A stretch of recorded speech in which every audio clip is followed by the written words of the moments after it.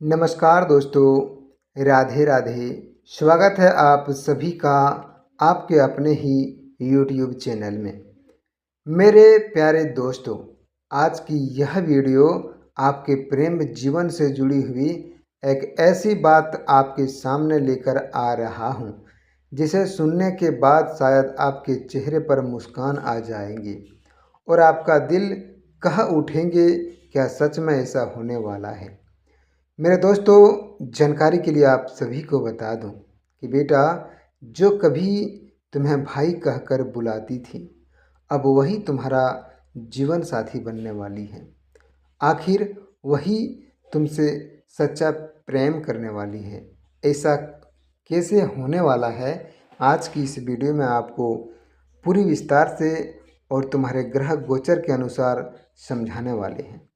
तो मेरे दोस्तों, इस वीडियो को आप बिल्कुल भी मिस मत कीजिए और इसे शुरू से लेकर अंत तक देखिए, जिसे मेरे दोस्तों भगवान की कृपा और तुम्हारे ग्रह गोचर का मेल बोलते हैं।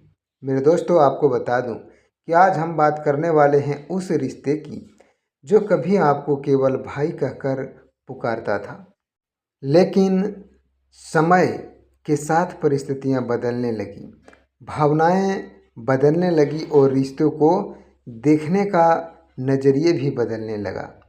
जिस व्यक्ति ने कभी आपको भाई कहकर बहुत ज़्यादा प्यार देता था, वही अब आपके जीवन में एक विशेष स्थान बनाने की ओर बढ़ रहा है मेरे दोस्तों।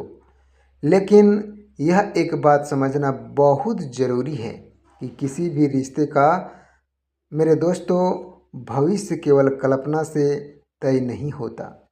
रिश्ते में दोनों लोगों की इच्छा, सहमियत और भावनाएं और परिस्थितियां सबसे बड़ी महत्वपूर्ण होती है। मेरे दोस्तों, आपको साफ साफ इन बातों को बता दें कि ज्योतिष दृष्टि से अगर देखा जाए तो जब शुक्र, चंद्रमा और गुरु जैसा ग्रह प्रेम भावनाओं में संबंधों और जुड़े संकेतों के माध्यम से अगर आपको यह देखे तो व्यक्ति के जीवन में रिश्तों को लेकर नई परिस्थितियां बन सकती हैं। कभी कभी कोई ऐसा व्यक्ति जिसे हम वर्षों से एक अलग नज़रिए से देखते हैं, अचानक हमारे जीवन में बहुत खास और बहुत ऐसे रिश्ते बन जाता है जो कि मेरे दोस्तों समय के साथ साथ बातचीत आगे बढ़ने लगती है और समझ में आती है कि एक दूसरे के प्रति सम्मान और लगाव भी गहरा हो सकता है। मेरे दोस्तों, आज की इस वीडियो में हम आपको पूरे विस्तार से बताने वाले हैं कि आखिर क्यों ऐसा व्यक्ति जो कभी आपको भाई कहकर पुकारता था, आज आपको अपने जीवन साथी के रूप में देखने की दिशा भी बढ़ सकता है।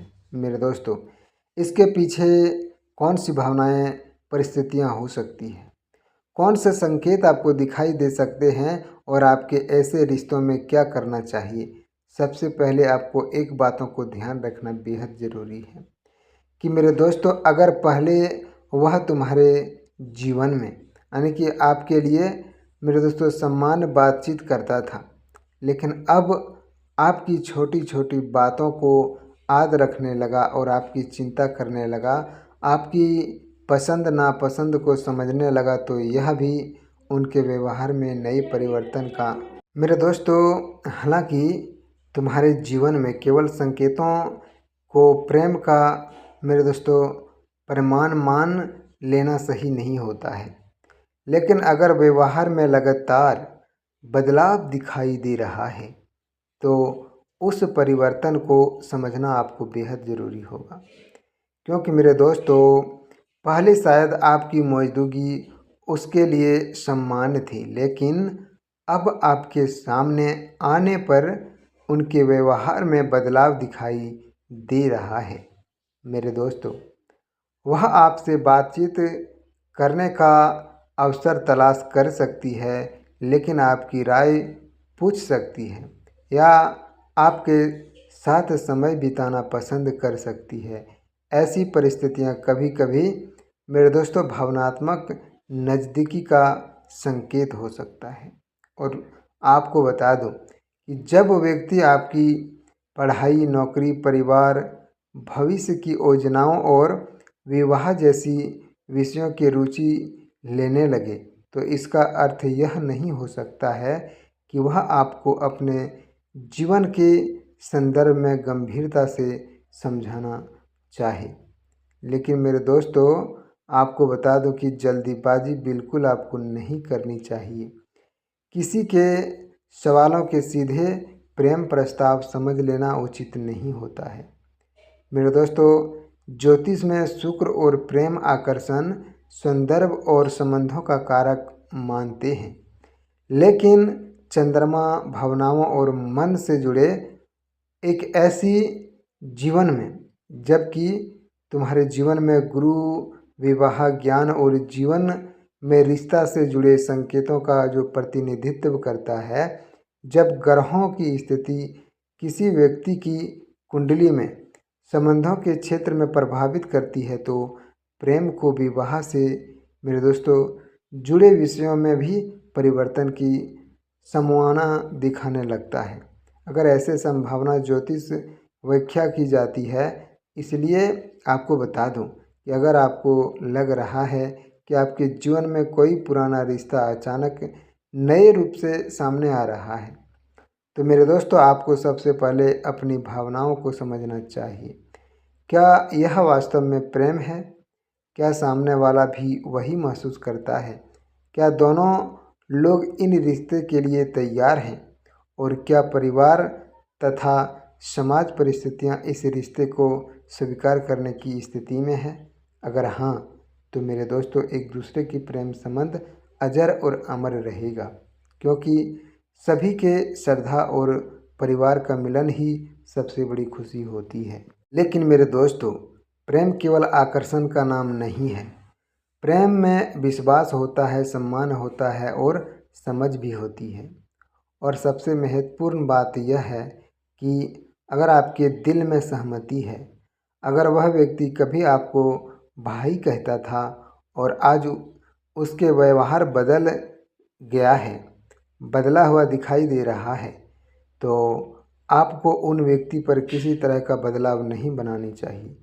किसी भी रिश्ते को मेरे दोस्तों मजबूरी के सुंदर नहीं बनाया जा सकता है, क्योंकि अगर भावनाएं दोनों तरफ से समय के साथ रिश्ता स्वयं अपनी दिशा स्पष्ट कर सकता है। क्योंकि मेरे दोस्तों, जो तुम्हें कभी भाई कहते थे, यानी कि जो तुम्हें कभी भाई कहता था, मेरे दोस्तों देखो, बोलने की और रिश्ते की अहमियत अलग होता है।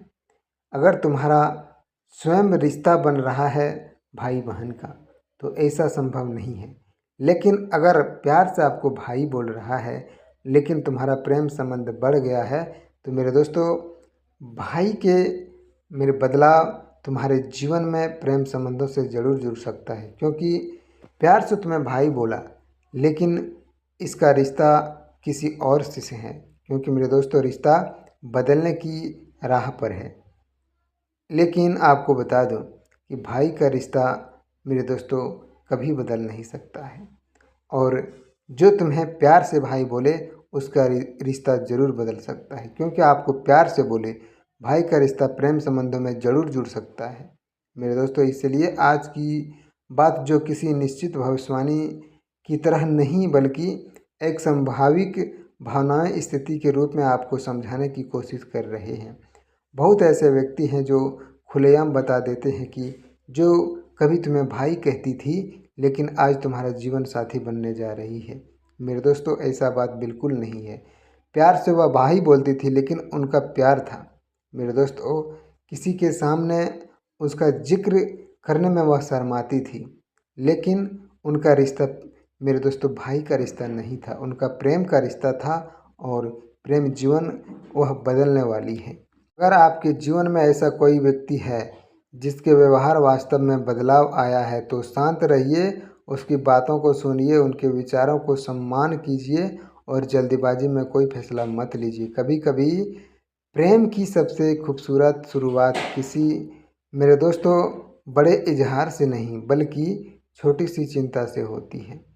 बस ठीक उसी प्रकार मेरे दोस्तों आज आपको पूरी विस्तार से बताएंगे कि मेरे साथियों, मेरे दोस्तों, अगर आपके साथ ग्रहों की स्थिति प्रेम संबंधों के लिए अनुकूल बताई जा रही है, तो इसका अर्थ यह नहीं है कि बिना प्रयास के सब कुछ आपके सामने आ जाएगा।